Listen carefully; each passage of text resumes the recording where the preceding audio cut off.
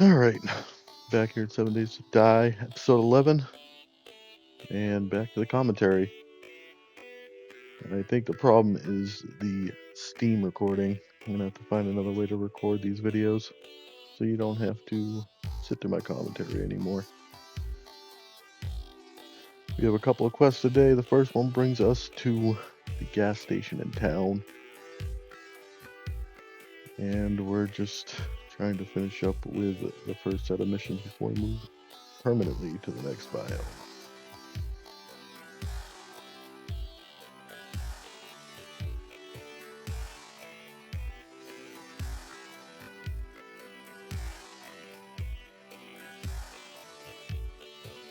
To read more of these crafting skill books, you'll be able to make better scavenging tools that will extract better items from different things you take apart, like cars, gas pumps, vending machines, that sort of thing.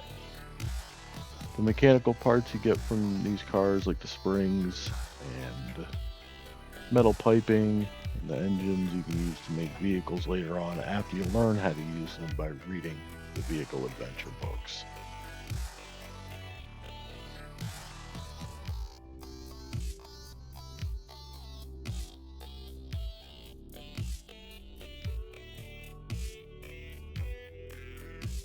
It's good to note here that if you're using a weapon that sets the zombies on fire, if they're still on fire, they're still alive. Once the fire goes out, that means they're dead.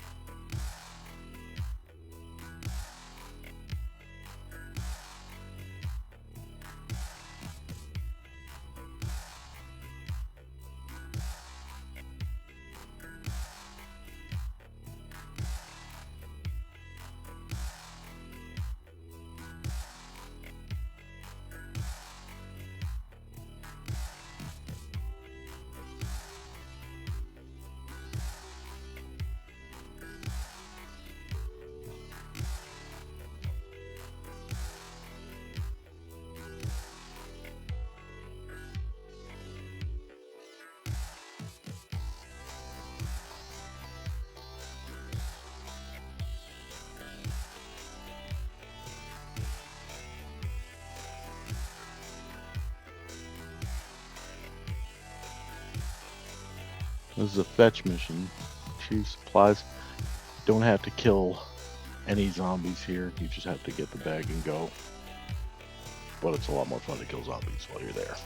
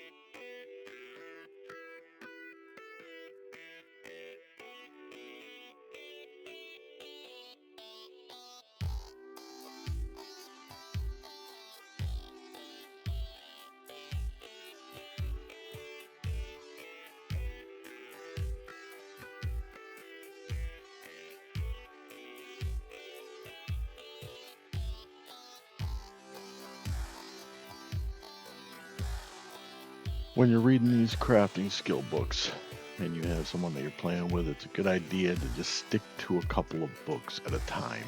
That way, one person will be able to make the higher tier stuff, and the other person will be able to make higher tier stuff in another category.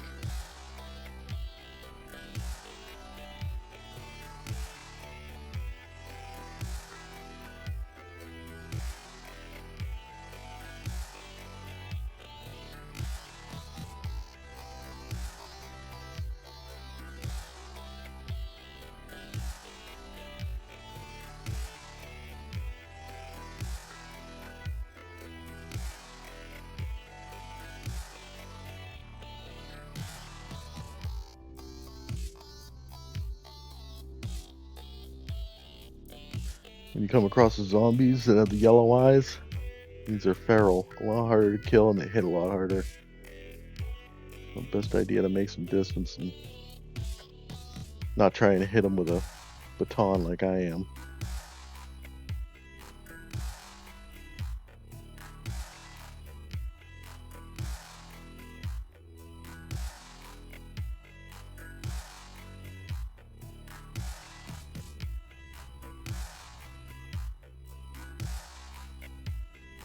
Sidetrack on the way to our next quest. An airdrop usually has really good supplies. I believe we set this to every 3 days with an airdrop.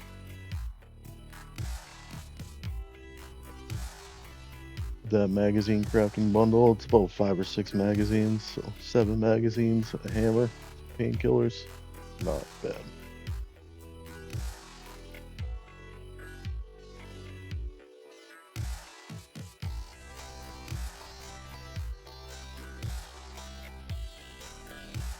These cars that we're going through in this parking lot are all empty, but as soon as you hit that quest flag, they all reset. Even cars that are destroyed will come back in that area, and they'll be full of more loot.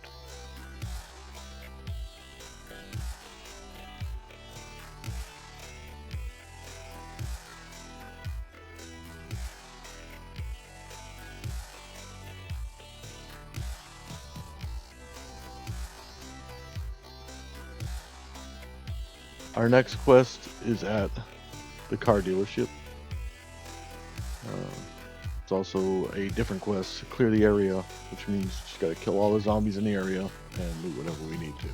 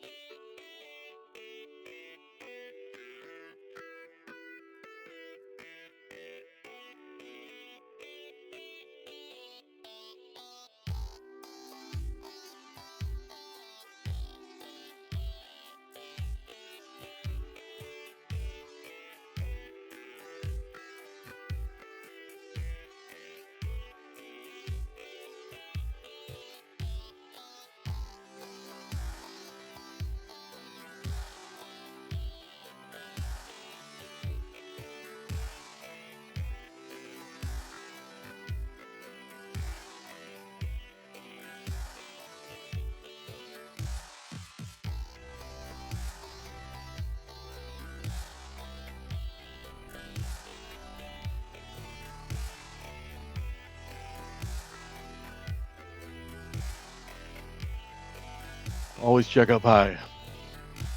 might be able to find some loot that you might walk by otherwise.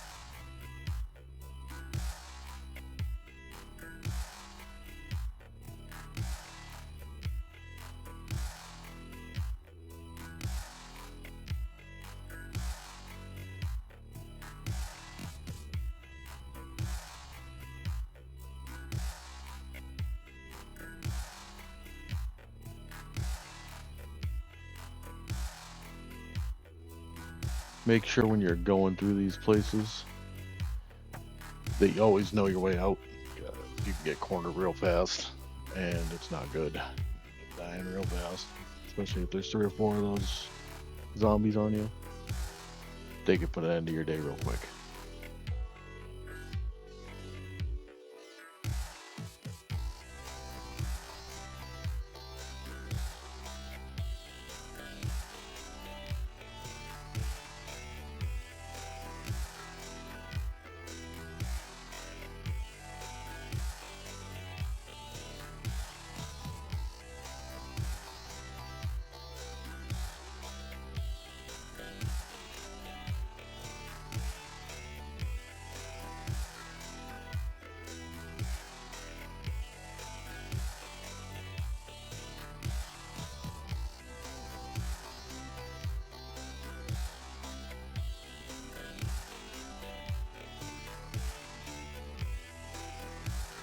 These key boxes, switches, levers, when you pull them, it opens up other doors that were previously locked, which gives you a chance to escape out of more exits, but it also opens doors for zombies to come in from different angles.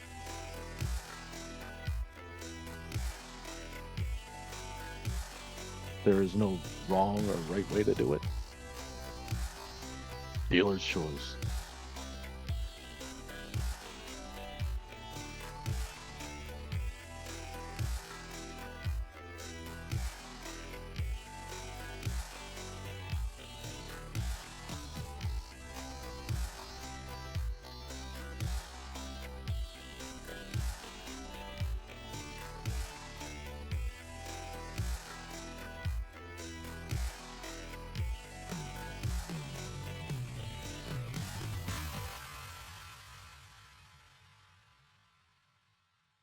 If you don't have lockpicks, you're dealing with a safe, you can always crack it open. I don't know if you lose any contents of the safe if you crack it open with a hammer or an axe or something, but you still get some stuff that's in there, and sometimes it's pretty good, sometimes it's okay. If you don't have a lockpick, don't walk away from a safe.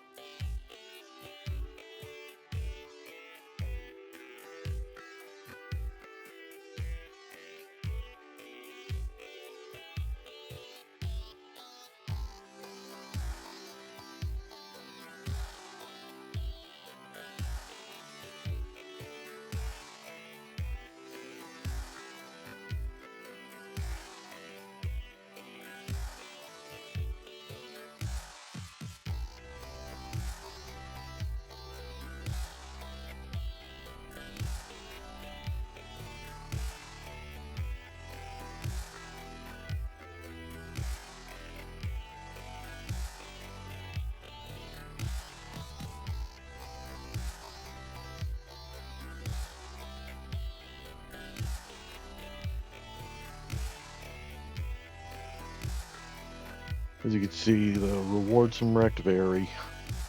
You got your choice. Sometimes there's something good. It's wasteland treasure for acids for tires, some other things in the game, and it's hard to come by. My next one is nothing that I can use. So I'm just going to take the grilled meat. So obviously you can't hear it, but when me and my friend are trying to pick jobs from wreck, we try to pick them in the same direction just so we can knock them out right in a row, come back, get our reward, and try and build up money and resources from wrecked.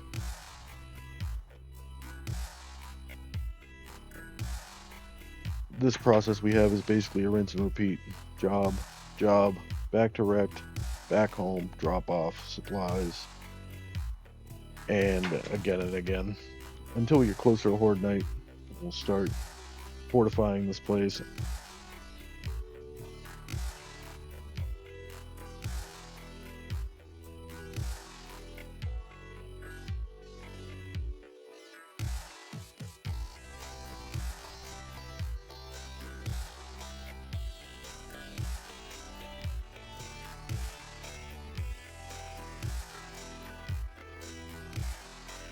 Good thing to grow in gardens: aloe vera. It's used for the first aid bandages, which will stop bleeding and also heal you a little. And goldenrod. Goldenrod is not easy to find, and it's good for making mineral water, which is 10 times better than regular water. And it slows your digestion.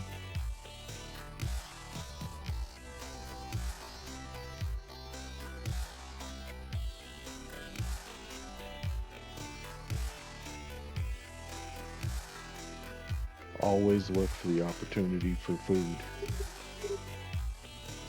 They have a ton of animals in this game: boars, rabbits, chickens, deer, snakes, bears, and they all got meat on them.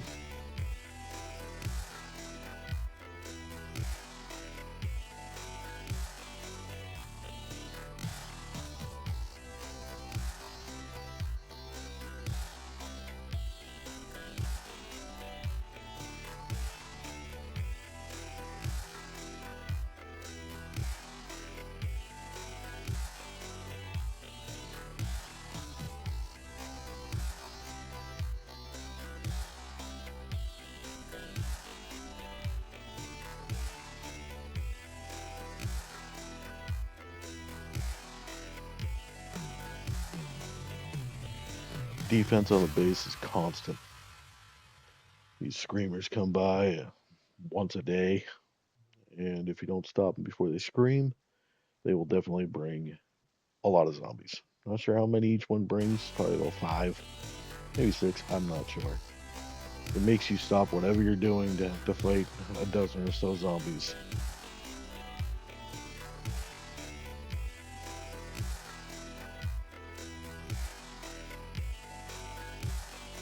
Just going to mine some coal. Coal is good for a couple of things: gunpowder, that mineral water that we were talking about before,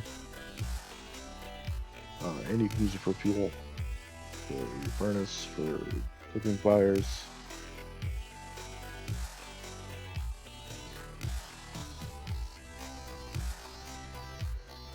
I want to thank everybody for watching the video. If you want to see more stuff like this, my channel is Demon Grin, at Demon Grin Gaming. I got a few different games on there. You might enjoy some. Check out the shorts too. Got a bunch of games on there, and with some killer songs too. Check it out. Thanks for tuning in.